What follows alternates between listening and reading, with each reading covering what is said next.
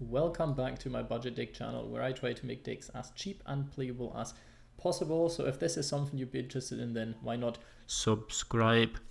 Today I've had a look at the very new, kind of new deck that is Umi control, some very old cards, some very new cards, and I try to make it as cheap as possible, which I always try to do. That is the aim of the game. And this is kind of where I landed on. It's a bit of a strange one. It has a bit consistency issues, I'd say. But also a lot of the decks that I've seen, a lot of the more competitive variants aren't like super mega consistent in getting the exact lockout that you want to get out.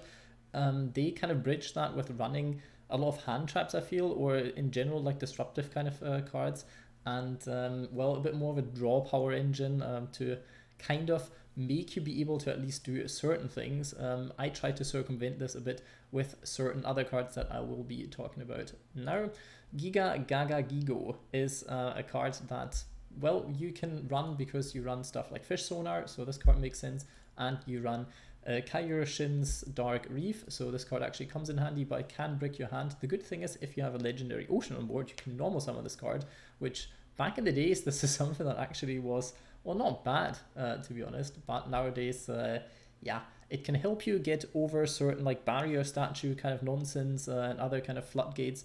Naturia Beast comes to mind, for example. Then if you normal summon this card, well, you won't be able to normal summon it against Naturia Beast. Bit of a bad example. Well, you know what I mean. Floodgate monsters, Inspector Border and whatnots that would stop you from using certain effects, and you can normal summon this card and pop off. But the problem is the normal summon in this deck is quite important anyway, so you would have to still wait a turn to actually do something important then. But there are a few cards in here that stall a bit, so it's not too bad in the end.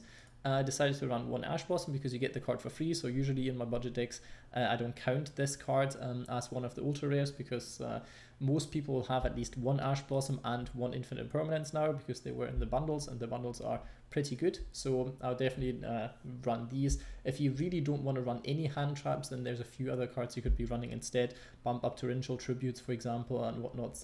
Put a second Dogmatika Punishment in and you would still be fine.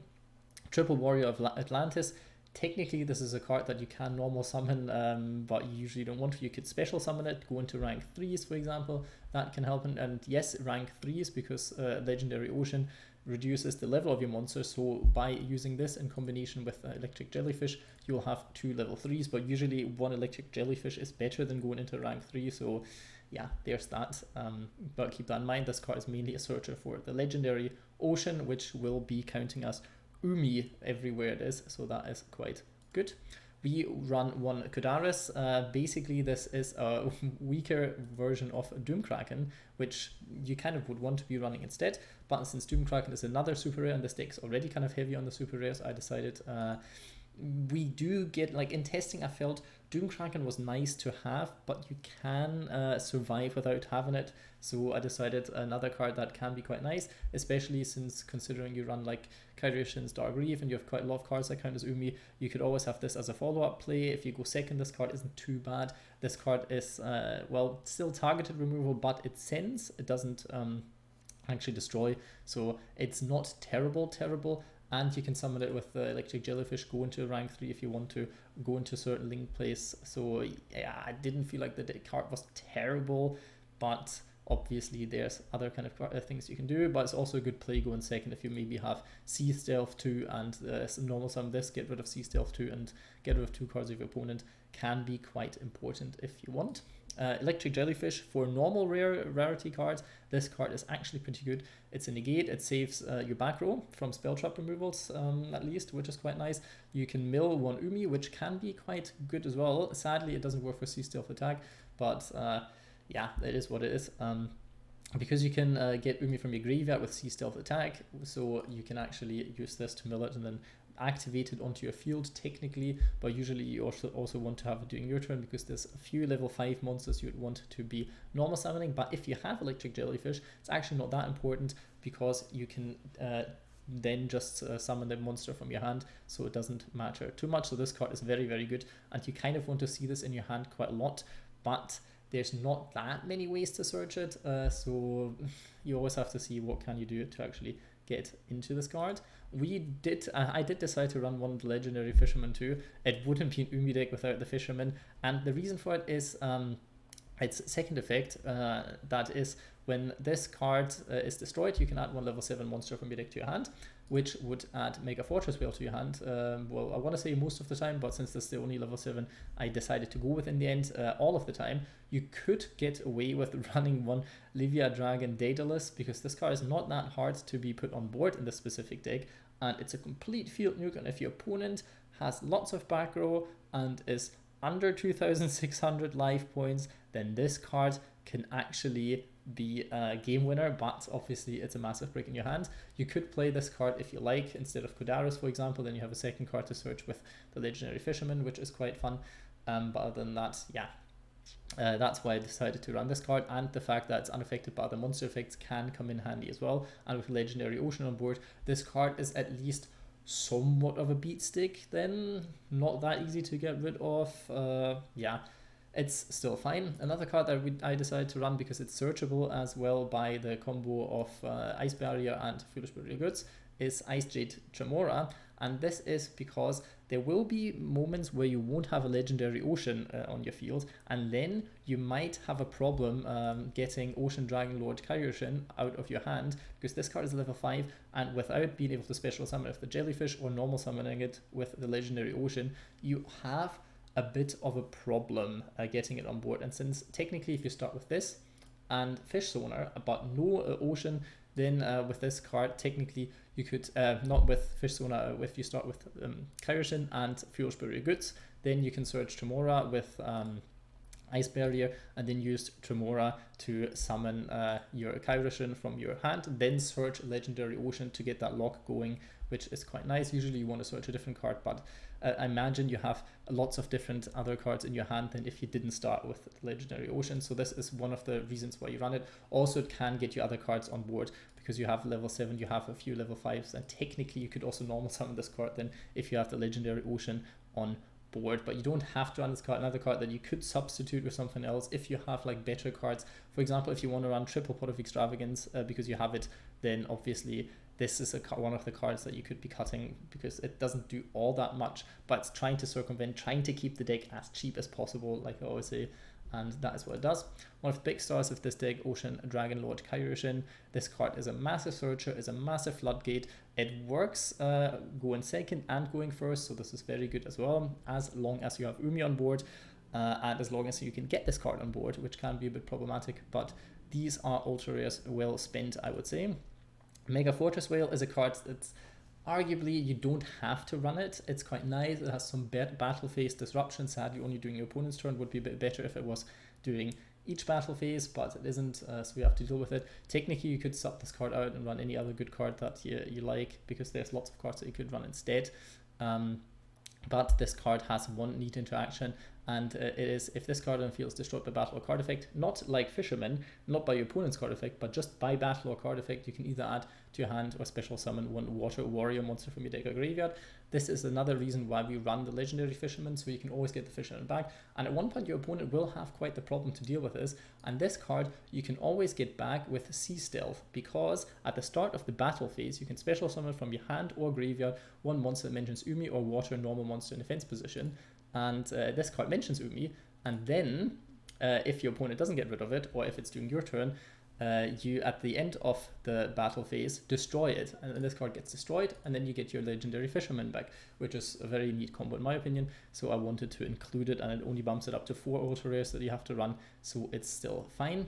We run double Foolish Burial and 1 Ice Barrier. The reason is because Ice Barrier usually is run at like 2 or 3 in this deck, but for the fact that it's Ice Barrier, it's very expensive, and I wanted to keep it as cheap as possible, and that was a way to include this engine, and just pray that you don't draw to this card, which 9 out of 10 times you won't, but that 10th time is going to be really annoying. So I wanted to keep the Foolish Burials at 2 then, because then the chance isn't that high that you draw a Foolish Burial Goods and 1 Ice Barrier, and if you do, there's still other things that you can be doing, because we run 1 Fury of Kairyu-Shin. Technically you could cut this card, add another Ice Barrier, and then you could cut a Pot of Extravagance and run a second Foolish Burial Goods, and you're still fine. But this card protects your water monsters from destruction, so this is also not too terrible to be sent to the graveyard, You can send a Legendary Ocean, for example, to the graveyard, add it with Seal of Stealth attack. That is also fine. Other than that, yes, Pot of Extravagance is a very important card in this deck because it's a control deck, and yeah, it doesn't work in conjunction with Pot of Prosperity, but it doesn't work in conjunction with itself. So if you draw both cards, then you're screwed anyway. So that still works. You would want to max out a 3. You could cut Icejade Tremora. You could technically cut like 1 Torrential Tribute. You could cut Dogmatika Punishment for it. There's quite a lot of things that you actually could cut out if you really wanted to, if you have 3 extravagances. You could cut Fury of Kairyu-Shin, but I like this card because it basically gives you a one-sided field nuke during your opponent's turn. It's like a Raigeki, but quick spell, because this card protects you from your own Torrential Tribute, which can be quite nice, and also protects you from your opponent's Raigekis and stuff, so this is also not too terrible actually, and this card searches it, so if you're playing against a deck that will destroy certain things, and this card really doesn't want to be destroyed, then Fury of Kairyu-Shin is actually quite a nice card. Pot of Prosperity to dig for the card that you're missing in the combo. Would run it at 3 if it was still at 3, but it is not, so we have to deal with what's there. Fish Sonar, a card that is very, very nice. Specials your summon stuff if Umi is on board. Also gets you any level 7 or lower monster from your deck to your hand that mentions Umi, so you can easily get your Jellyfish. You can technically easily get your Mega Fortress Whale, but also like Kairyu-Shin, so that is fine. Legendary Ocean reduces levels and gives a small attack boost. Sea Stealth 2 is quite nice. It becomes Umi on the field, which is quite important, but doesn't lower the level, so it doesn't work as well with your level 5 monsters. Your opponent cannot target water monsters you control with non-water monster effects, which is sad. I just would hope that it was like any card effects, but it's not. And then you have to soul at the start of battle phase, you get stuff back, which works in conjunction well with Mega Fortress Well. You might think, what else is this for? You can always banish the monsters that you special summon back with Sea Stealth attack during your turn, then they come back in the end phase and don't get destroyed, so that also works. So that usually is fine. You run triple Forbidden Chalice if you don't run any other hand traps like Maxi, like Ash Blossom, like Infinite Impermanence and so on, because this card is good going first and this card is especially good going second. And this card deck is good going first and going second, so this is a card that you can be running. Torrential Tribute at 2 is mainly because you can search Fury of Kairyu-Shin, and since sometimes you break a bit, it is quite good to have like a game-ending kind of card, and Torrential Tribute, or not game-ending, turn-ending at least, and Torrential Tribute is this turn-ending card that you want, so at 2 I feel like this card is fine, but you could cut it if you want to for other kind of good stuff cards. 1 Ice Barrier to search, but the effect on board isn't absolutely terrible. It's okay, because if they destroy it, then you could at least trigger the second effect. Infinite Impermanence at 1, that's a good card. Dogmatika Punishment is a good card. You could technically play into this to get the maximum value out of Dogmatika Punishment, and in this specific variant, Punishment actually is good. Usually you wouldn't play it in this deck because, like you see on the right hand side, there's a lot of extra deck cards that you can play that are quite good, but they're all very expensive, so I decided not to go for it. So Punishment actually makes a lot of sense, because usually you don't really want to be going into the extra deck anyway.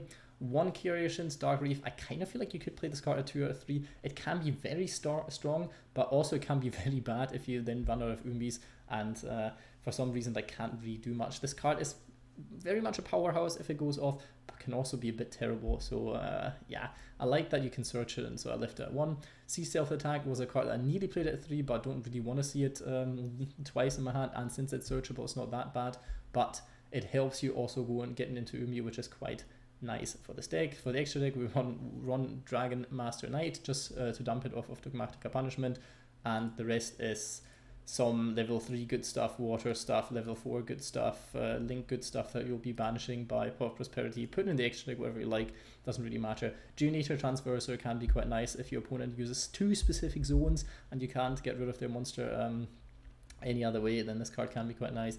Decode Talker, free link 3 that you get from the start, and Rasterliger, free link 4 that you get from the start. Cards to mention, totally awesome, and the Bahamut Shark package can be quite nice. Baguska is quite nice because you can easily go into rank 4s with certain cards.